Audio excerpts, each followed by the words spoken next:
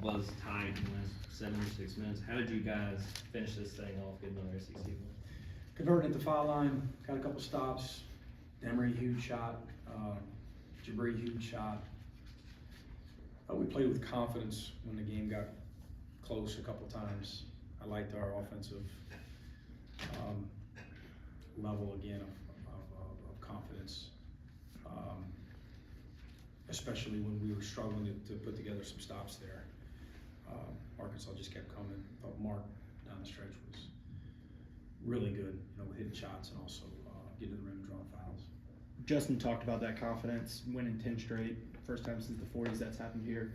In what ways do you see that confidence come out? Shots going in, shot selection. I told our guys after we didn't really flinch in this fifth or sixth game like that where games can go the other way if your body language is a little bit different. You got guys looking at each other like, oh my goodness, maybe we're not supposed to win this one. And who's going to step up and hit a shot for us? But this team been pretty good in that regard. I don't know where we finish, how good this team will ultimately be, but we're getting better. Arkansas obviously is a really good program, and this is a really good win for us. And I like not the way we're always executing. Don't always love our shot selection, but I like our level of confidence right now. You need that in our league against the best defensive league in college basketball. Coach, there were a lot of fouls falling in that second half tonight. How are you able to overcome that and kind of develop rhythm when the game gets stopped so often? It's just part of the game, there's gonna be other games like that as well. You just gotta respond and move on, move on to the next play, whether it's offensively or defensively.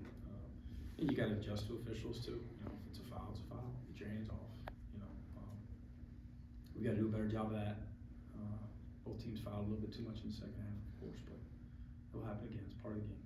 What does it say for you guys that Jabri doesn't have his normal shooting night, and that, like you said, you guys never trailed and found ways to still score?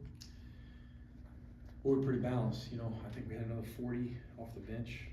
Our bench has been great with production, not only offensively but defensively. And it's another good point I should have mentioned earlier with Jabri in terms of our team's level of offensive resolve. Right. He goes one of something, whatever he wins.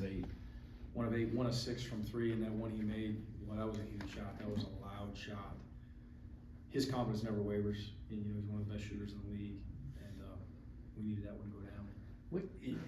I was going to ask you about him in your backcourt in general. I didn't know how to classify him necessarily, but it's everywhere, right? He's a plus 16. Yeah. Despite that, so what was he doing right? Why were you? Can he play more minutes than anybody? Why were you keeping him out there? Yeah, just he definitely played with presence defensively and on the glass, even on the offensive glass. The numbers won't show it, but he got his hands on basketballs. He's very vocal. I thought he played well outside of the way, obviously, that he shot it, but he took good ones, and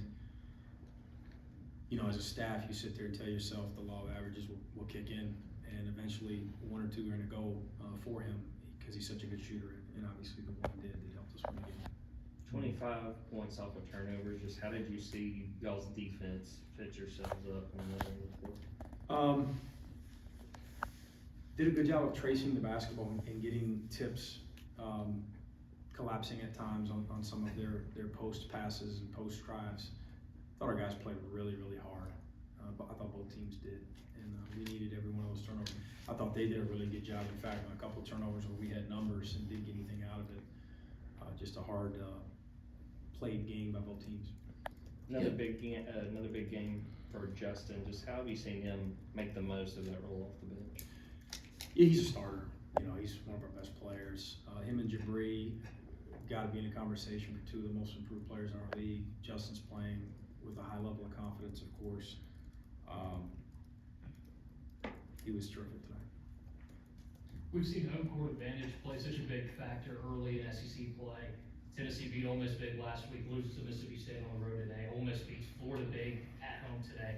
huge is it that you're getting Tennessee at home this early in the season, having a ranked team like that come in? Getting any team in our league at home is better, you know, when you travel in this league, you hold your breath, you know, and you hope to be competitive these days in this league. So we're really fortunate, of course. The other day, played really well. We wish they were all in the stag, especially the way they showed up tonight for the late tip at 9 o'clock, especially our student section. We're really appreciative. What are you looking for just in these next few practices, getting ready for that team against Tennessee? You know, heck, we seem like we tip it up here in a few hours, right, noon on Saturday. By the time I'm done with my pizza, it's gonna be 12:30 a.m. There's not a lot we can do physically tomorrow, especially with some of these guys, but, you know, we'll start the mental preparation, get after them there on Friday, and then wake up and tip it up on Saturday. We won't get you before, but what's the first thing that springs to your mind when you think of Tennessee, Rick Barnes? Great AD.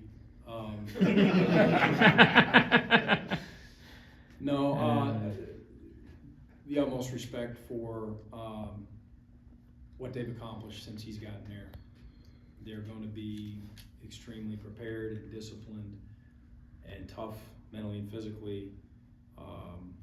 I think this current Tennessee team is just like a few that he's had that has a chance to go to a Final Four. I really do. I think this Tennessee team is really, really good, and we'll have to play our best game of the year to have a chance down the stretch.